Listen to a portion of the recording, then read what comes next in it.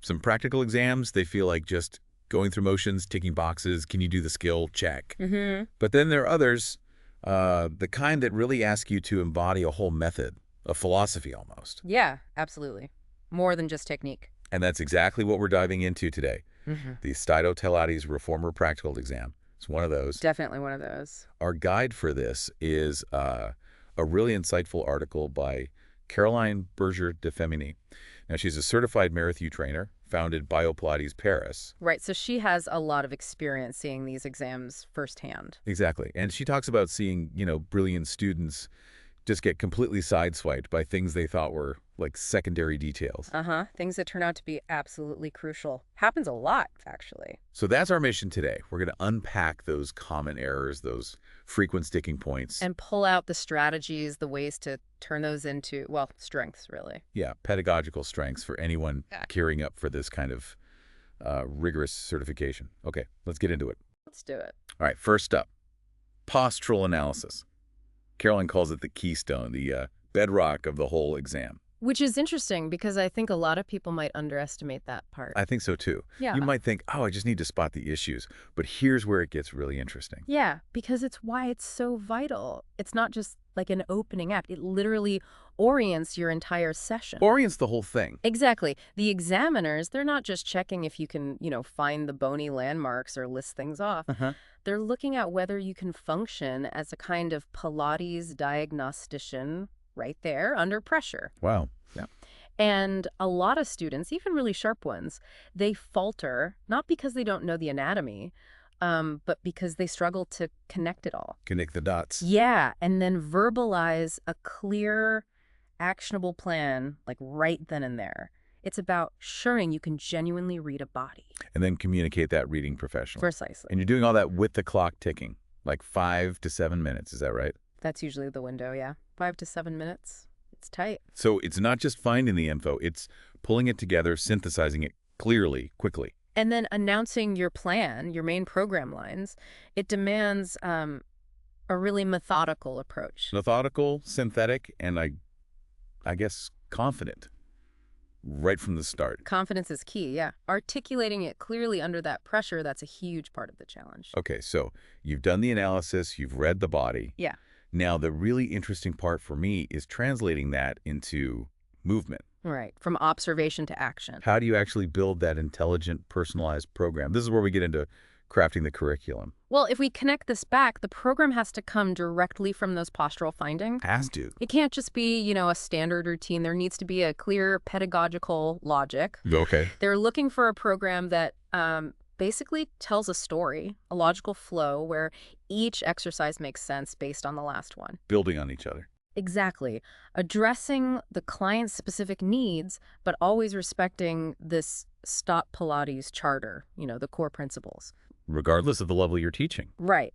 It needs a logical, safe progression. It needs to work the body in all planes, all axes, not just forward and back, but sideways, rotation. The full picture. The full picture, integrating deep core work, peripheral strengthening, those dynamic stretches.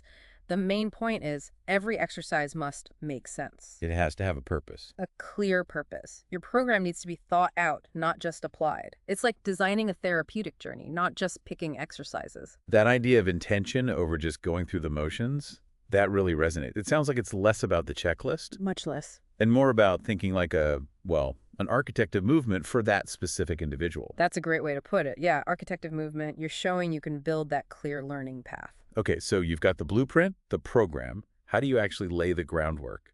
Teaching those basic principles, the BPS. The BPS. The article frames this as way more than just a warm-up. The expectations seem pretty high here. They are. And this sequence, it's really your first demonstration of pedagogical authority. Oh, okay, authority. Interesting. Yeah, because many candidates know the principles, right? They can list them. Yeah. But the insight here is showing how you translate that knowledge into actual teaching. Into actionable, empathetic guidance. Examiners expect you to teach all the points for each principle, No Oh, omissions. very single. And explain the what, why, and how.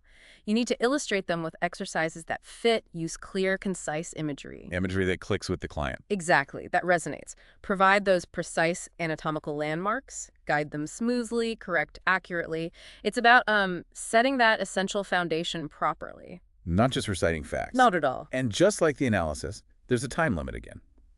About 10 minutes. Usually no more than 10 minutes, yeah. So in that short time, you've got to be super concise, but also really impactful. No wasted words, just pure, clear, embodied instruction. Showing you get it right from the very beginning. Exactly. Okay, foundations are set. Now the session's rolling.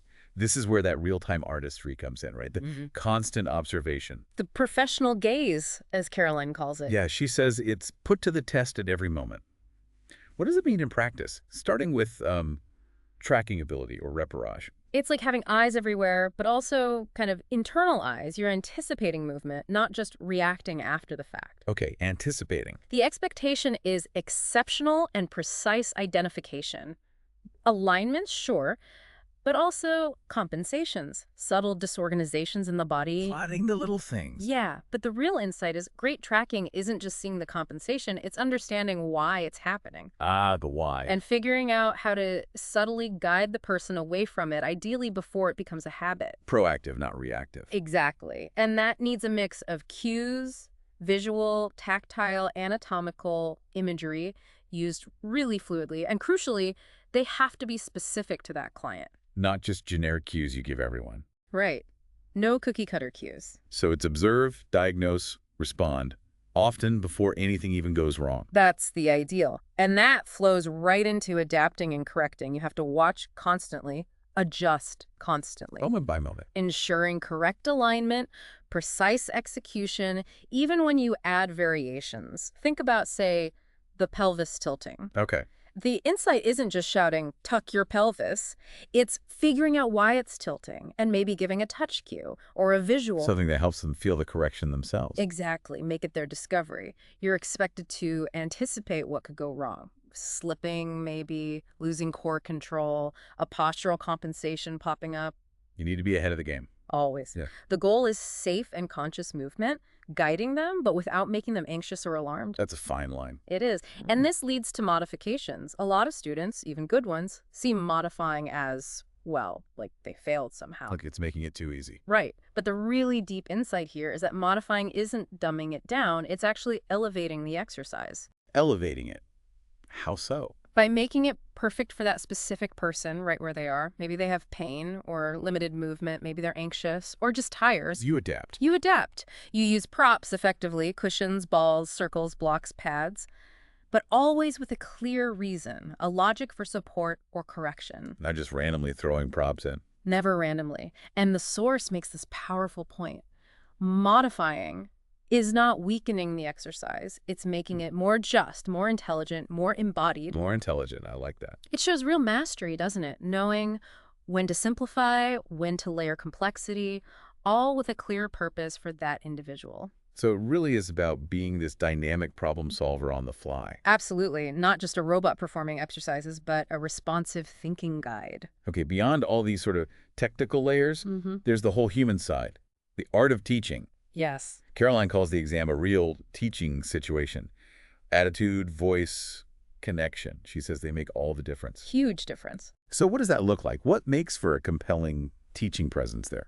This is where, the magic can happen. Examiners are looking past just the movements to your pedagogical intention. Your intention as a teacher. Yeah. Are you just barking orders, or are you an empathetic guide? The insight is real confidence isn't about having all the answers perfectly lined up. Okay. It's about creating a safe space, a space for discovery, where the client feels like they're truly seen, heard, and accompanied on their journey. Accompanied, that's a nice word for it. Your voice matters, your eye contact, your calmness, your control, it all communicates something. So practically, what are they looking for? Being motivating, encouraging, guiding with energy, but no pressure. Exceptional verbal skills, every word counts. Clear, targeted, useful instructions. Like fluff. No fluff. Being confident, friendly, but keeping it professional. Warm, but not familiar. Creating actual rapport through eye contact, listening, adapting. Making the client feel genuinely looked after. Seen, heard, accompanied, yeah. Yeah. And just an overall exemplary attitude, calm, focused, engaged, not overly nervous, but not too relaxed either. Controlling the session, start to finish, even if something unexpected happens. Handling the curveballs. Exactly. And of course, underpinning all of that presence has to be solid technical knowledge. Oh, absolutely. Can't fake that. The practical exam is definitely testing the solidity of your knowledge. So knowing the exercises inside out. Inside out. All the exercises in the repertoire are being tested. Exact starting positions, the breathing patterns like when to inhale, exhale on effort or release. The details matter. Crucially, the movement patterns, amplitude, direction, what needs to stabilize. The insight here is that deep knowledge lets you be fluid and responsive. Not rigid. Not rigid or just reciting from memory. You need clear, precise, articulated instructions. No approximations, no contradictions. Sister. And you have to be ready for those spontaneous checks from the examiner. Answer without hesitating and make sure your answers are well-founded, coherent, professional. Wow, okay. So it's really that blend, isn't it? Deep technical grounding combined with that profound human connection. That's the synthesis they're looking for. Carolyn really hits this home. She says, more than technique, it's your pedagogical intention, your emotional intelligence, and your quality of presence that will make the difference. It's powerful stuff. It's about how you embody the method. Not just perform it. So, wrapping up our deep dive today, the STOTT Pilates Reformer exam, it's clearly this really comprehensive assessment. Very comprehensive. Blending that rigorous technical skill with sharp observation and a really human, compassionate teaching style. It tests the whole package. It really does. And that final thought from Carolyn Berger-DeFemity is just perfect. The STOTT Pilates method offers you a language. Right. It's up to you to make it a voice. Make it your voice. That's such a great line. It makes you think, doesn't it? Like, beyond Pilates, whatever your field or passion is, how do you take the language of that thing, the skills, the knowledge, and actually make it your voice? Infusing it with your own intention, your own emotional intelligence. Yeah, something to really chew on. So the message seems to be prepare with rigor. Definitely prepare with rigor. But teach with heart. Exactly. Teach with heart.